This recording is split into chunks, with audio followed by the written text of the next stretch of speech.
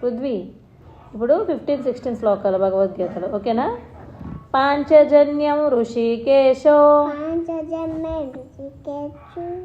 దేవదత్తం ధనుంజయ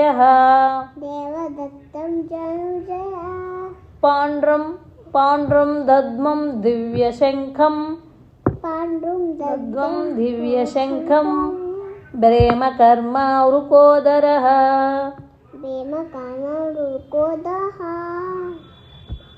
అనంత విజయం రాజా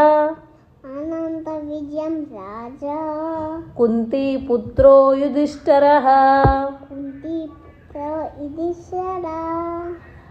నకులు సహదేవచ్చ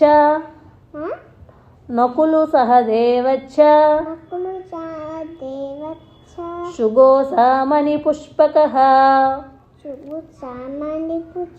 దీని మీనింగ్ చెప్పనా?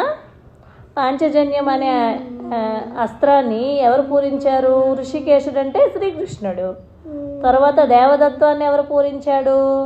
ధనుంజయుడు. అంటే ఎవరమ్మా ధనుంజయుడు? అంటే అర్జునుడు, ఓకేనా?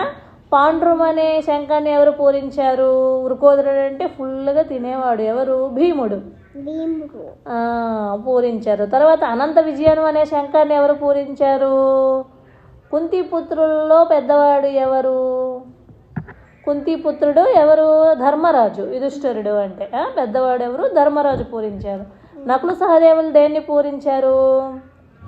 సుఘోషలు మణిపుష్పకములు, వారిద్దరి యొక్క అస్త్రాలు. వీరందరూ కూడా ఆయుధాలు పట్టుకొని యుద్ధానికి కురుక్షేత్రంలో సిద్ధంగా ఉన్నారు, ఓకేనా?